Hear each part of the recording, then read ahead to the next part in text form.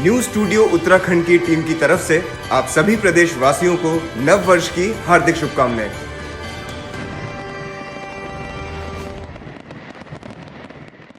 नमस्कार, आप देख रहे हैं न्यूज स्टूडियो उत्तराखंड और आपके साथ मैं हूं प्रदीप्ता रमोला।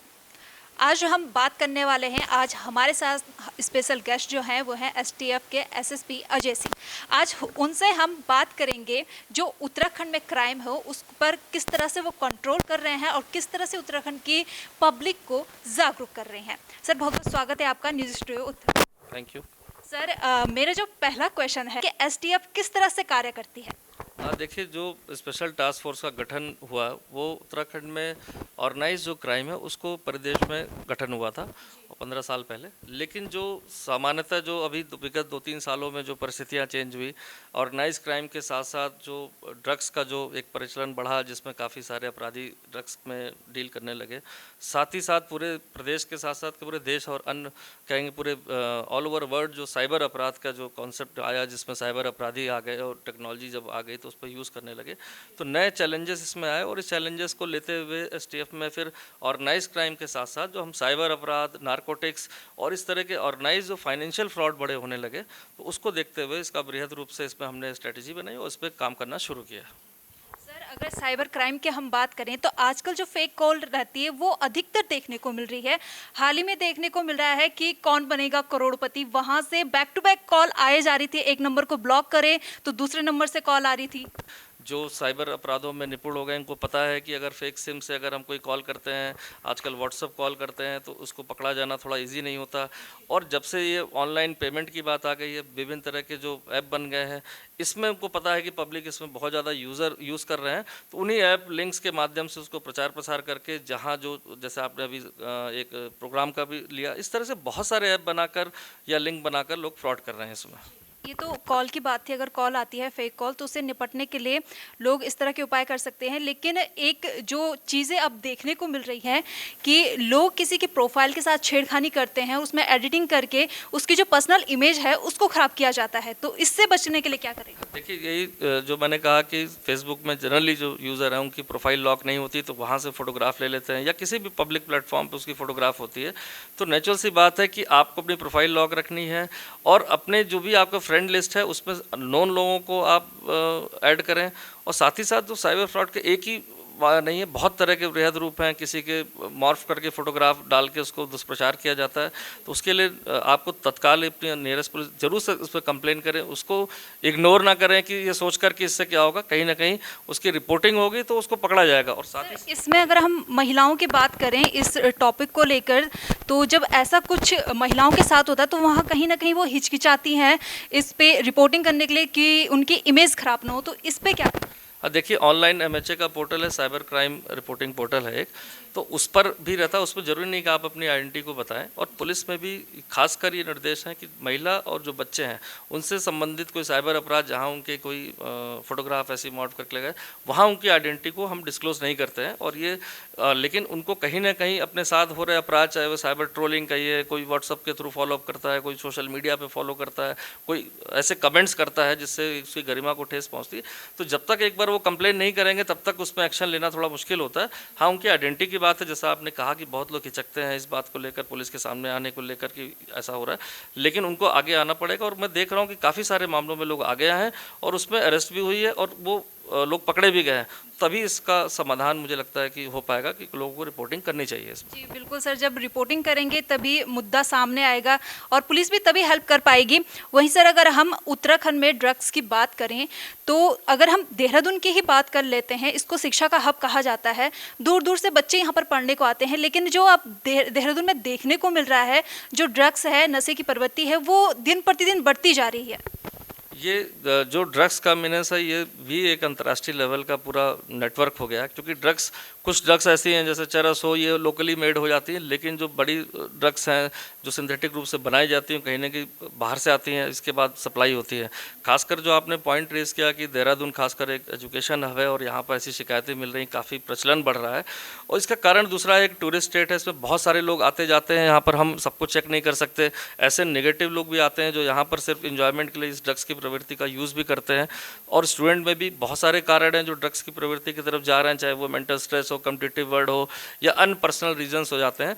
और इसीलिए इसमें ड्रग्स के लिए भी हम कार्रवाई के लिए अलग योजना बना रहे हैं। ऐसे जो ऑर्गेनाइज रूप से बच्चों को टारगेट कर रहे हैं या कहीं बेच रहे हैं या बाहर से सप्लाई हो रही है, तो उनको भी हमें अकाउंट फॉर करने के लिए पूरी रणनीति बनी। इस साल भी अभी हमने काफ़ी काम किया है। इसमें 1764 लोग इस बार पूरे प्रदेश में ड्रग्स में जो रहे इन्वॉल्व, उनको जेल भेजा गया है। अब ऐसे गैंग जो उसके पीछे से काम कर रहे हैं पेडलर्स के अलावा, उनकी संपत्तियों को फ्रीज करना, उन पर नए कानून जो हमने संशोधन हो रहे हैं या जो शासनादेश में, उसके तहत उनको निरुद्ध करना, जिससे कि कम से कम जो उसका सोर्स है उसको हम कहीं ना कहीं कट ऑफ कर पाएँ।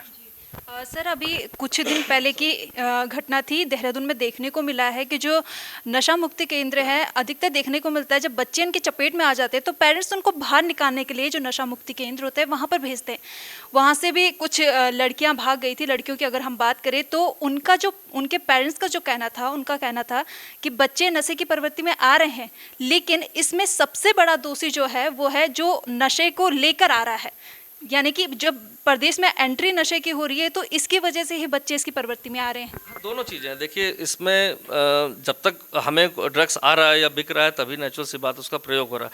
लेकिन ऐसा हम इसलिए भी नहीं कह सकते कि अगर वो नहीं उसकी सप्लाई चेन को तो हम करेंगे इन्फोर्समेंट में, लेकिन एज ए अवेयरनेस भी पेरेंट्स या जो हमारे गार्जियन या जो समाज के लोग हैं जो ऑब्जर्व करते हैं, कहीं ना कहीं उनको शिकायत करनी पड़ेगी। या ऑब्जर्व करते हैं कि कोई ऐसी एक्टिविटी में कोई बच्चा लग गया है, तो उसको अगर हम शुरुआती स्टेज में ही उसको हम कट ऑफ, उसकी उस प्रवृत्ति को रोकने का प्रयास करें तो ज़्यादा बेहतर होगा। साथ ही साथ जो पेरेंट्स की आप जो बात बता रही, कहना कि नशा बिक रहा है इसलिए बच्चे कर रहे हैं, तो ये कहना थोड़ा सा वो होगा कि समाज में बहुत सारी गलत चीज़ें हो रही हैं, लेकिन उस गलत चीज़ों में इन्फोर्समेंट पुलिस का काम अपना लगे।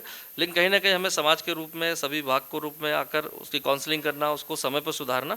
और आपने जो नशा मुक्ति केंद्र की बात कही, इसमें जल्दी ही एक पॉलिसी जो कि शासन लेवल पर इसमें मंथन चल रहा है और काफ़ी आगे तक इसमें कहीं ना कहीं सरकार के रूप में आगे आकर नशा मुक्ति केंद्र ऐसे इस्टेब्लिश करने की वो चल रही है। तो उसमें लगता है कि एक अच्छे एफर्ट्स में ऐसे लोग जो फंस गए नशे में, उनकी काउंसलिंग करके उनको रिहैब किया जाएगा और साथ ही साथ उनको नए स्किल्स में डेवलप करके उनको एक आगे मेन स्ट्रीम में जोड़ा जाएगा। तो ये प्रक्रिया चल रही, जो मुझे लगता है इस साल, आने वाले साल में भी इसके पॉजिटिव इसमें कहीं ना कहीं इसमें एफर्ट्स हो जाएंगे। सर, 2021 की समाप्ति है और 2022 में हम एंट्री करने वाले हैं। 2021 में काफ़ी कुछ देखने को मिला है, काफ़ी कुछ संघर्ष देखने। अगर हम कोरोना काल की बात करें तो पुलिस के लिए भी एक बहुत बड़ी चुनौती थी सर। तो इस दौरान एसटीएफ ने अपना कार्य किस तरह से किया है? हाँ, देखिए, डायरेक्टली कोरोना में तो नहीं था, लेकिन कहीं ना कहीं देखिए, जब एक महामारी फैलती है तो काम करना मुश्किल होता है, एज अ टीम वर्क कहीं भेजना भी होता है। और ख़ासकर जब दूर प्रांत में आपके अपराधी बैठे हों, चाहे वो रिवॉर्डेड क्रिमिनल हो, चाहे वो ड्रग्स के माफिया हों, चाहे वो साइबर अपराधी हों, तो दूर दराज भेजकर टीमों को भेजने में दिक्कतें आई हैं। इसमें काफ़ी, चूँकि कोरोना काल में बहुत ट्रैवलिंग भी बाधित थी, ट्रेनें भी बंद थी, तो फिर भी इसमें हमने पूरा काम करते हुए ये बताते हुए मुझे कि इस पूरे साल में 205 अपराधियों को एसटीएफ ने गिरफ्तार करके भेजा है। चाहे वो रिवॉर्डेड क्रिमिनल हो, 32 साल 23 साल से फरार चल रहे हों, चाहे जेल के थ्रू जो नारकोटिक्स का ऑपरेशन चला रहे थे उनकी अरेस्टिंग हो, चाहे दूर प्रांत में साउथ हो, नॉर्थ हो, हर जगह टीमें गई और वहाँ पर जितने भी प्रयास करके, चाहे कोरोना के पीरियड हो चाहे उसके बाद हो, इनमें उनकी अरेस्टिंग की गई है। तो मुझे लगता है कि आने वाले समय में और ज़्यादा बेहतर हम कर पाएंगे, जिस हिसाब से हमारी टीम की तैयारी है। 2022 में क्या कुछ तैयारियां हैं आपकी? 2022 में जैसा आपने अभी दो चीज़ों को फोकस किया, इसमें साइबर अपराध और ड्रग्स का, तो ये भी हमारे थ्रस्ट एरिया में है। चूँकि हमारे डीजीपी साहब का भी ये निर्देश है कि दो एरिया के साथ साथ का थ्रस्ट एरिया में महिला अपराध और ट्रैफिक भी है, और दो हमसे कंसर्न है, साइबर अपराध और ड्रग्स है। तो ये मैं आश्वस्त करना चाहूँगा, जिसके हमारे प्रयास भी चल रहे हैं और काफ़ी मंथन भी हम कर रहे हैं कि आने वाले साल में कुछ इतनी एक अच्छी कार्रवाई ऐसी की जाए जो ड्रग्स के जो संगठित रूप से जो माफिया हैं, चाहे वो अन्य प्रांतों में बैठ के सप्लाई कर रहे हो, चाहे हमारे प्रदेश में मंगाकर, और इस तरह से आपने बताया एजुकेशन इंस्टीट्यूट्स हैं, बच्चे हैं या उनमें डिस्ट्रीब्यूट कर रहे हैं, उन पर ऐसी कार्रवाई की जाए जिसका फ़र्क दिखाई दे, पब्लिक में भी दिखाई दे और अपराधियों को भी खौफ हो। और साथ ही साथ साइबर अपराध में भी ऐसे विक्टिम हैं, जो हमारी 155-260 की हेल्पलाइन है, जिस पर हम पूरा प्रयास करते हैं कि किसी के साथ फ्रॉड होकर उसकी कॉल आती है तो उसका पैसा रिफंड कराया जाए। इस साल करीब 5 करोड़ टोटल हुआ है और हेल्पलाइन के थ्रू 1 करोड़ 5 लाख के अभी रिफंड कराया है 6 महीने।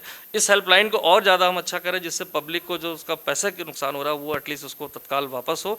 और जो संगठित रूप से साइबर अपराध के अड्डे हैं जो बन गए हैं नए, वहाँ पर हमारी टीमें जाएँ और उनको पकड़ के लाएँ, जिससे कि कम से कम उत्तराखंड में हमारे जो विक्टिम हैं उनको हम रिलीफ दे पाएँ। खुद मैं एक महिला हूँ तो मैं महिला अपराध के बारे में कुछ जानना चाहूँगी। देखिए, जो साइबर से रिलेटेड महिला अपराध है काफ़ी बढ़ा हुआ है। जैसा आपने कहा कि कंप्लेंट करने लोग डरते हैं, लेकिन और जैसे आजकल सोशल मीडिया पर कुछ भी कमेंट्स कर देना या उनको ट्रोल करना, उनका मेंटल हैरेसमेंट, जरूरी नहीं कि कोई फिजिकल चीज़ ही उनकी फोर्स का, मेंटल हैरेसमेंट भी किया जाता है, ये भी एक अपराध के रूप में है। तो मेरा, और इसमें भी भारत सरकार, MHA, सब लोग बहुत गंभीर है और बहुत कानून स्ट्रिक्ट है इसमें। बच्चों के साथ अगर कोई अपराध हो रहा है, उनकी पोर्नोग्राफिक कोई चीज़ डाली जा रही है, महिलाओं की कोई डाली जा रही है, उसमें बहुत स्ट्रिक्ट कानून है। उसमें तत्काल, उसमें हमारे स्तर से खासकर साइबर पुलिस स्टेशन और जो जिलों के लिए है कि महिला संबंधी अपराध और बच्चों संबंधी अपराध अगर साइबर के रूप में किया जा रहा है, किसी सोशल मीडिया पर कोई उनका हैरेसमेंट है, तत्काल उसमें केस रजिस्टर्ड करके कार्रवाई की जाए। और काफ़ी सारे मुकदमे मैं मानता हूँ कि इस साल लिखे गए हैं, जो आने वाले समय मुझे लगता है कि इससे जो फ़र्क भी पड़ेगा। और चूँकि ये निरंतर प्रोसेस है, तो सभी से अपील भी करूँगा कि जो हमारे व्यूअर्स हैं, जो महिलाएं देख रही हैं, चाहे बच्चियाँ देख रही हैं या बच्चे हैं, उनके साथ, क्योंकि एक एज ग्रुप होता है जिसमें से अपराध बहुत होते हैं, और वो उसकी रिपोर्टिंग अवश्य करें और उनकी गोपनीयता भी रखी जाएगी और कार्रवाई भी की जाएगी। सर, आपका एक संदेश उन अपराधियों के लिए जो कि अपराध के कदम पे चलना चाह रहे हैं, उनके लिए कुछ ऐसा संदेश कि वो डरें, कि वो अपराध करने से पहले 100 बार सोचें। देखिए, 2 तरह के अपराध होते हैं। एक व्यक्तिगत होता है, जहाँ पर आदमी व्यक्तिगत रूप से किसी से रंजिश हो, उसके साथ अपराध करता है, तो उसको थोड़ा रोकना इसलिए मुश्किल होता है कि वो व्यक्तिगत रूप में कब किसकी क्या रंजिश है।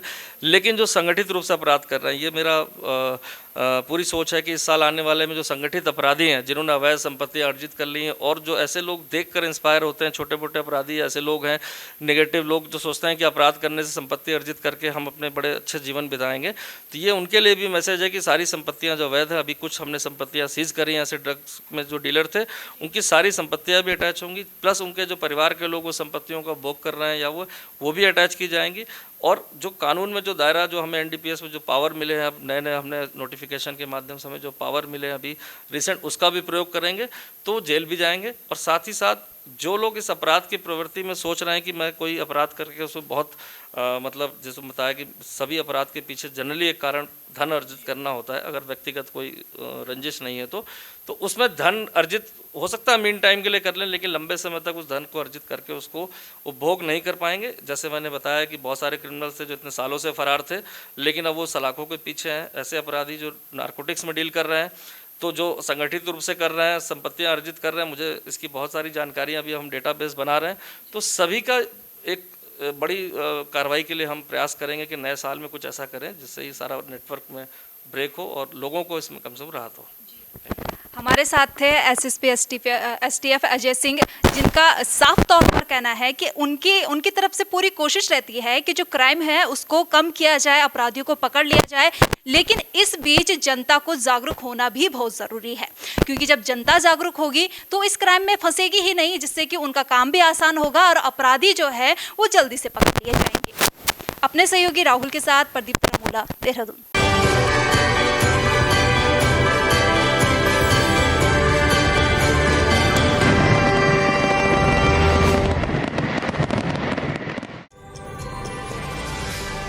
न्यूज स्टूडियो उत्तराखंड की टीम की तरफ से आप सभी प्रदेशवासियों को नव वर्ष की हार्दिक शुभकामनाएं।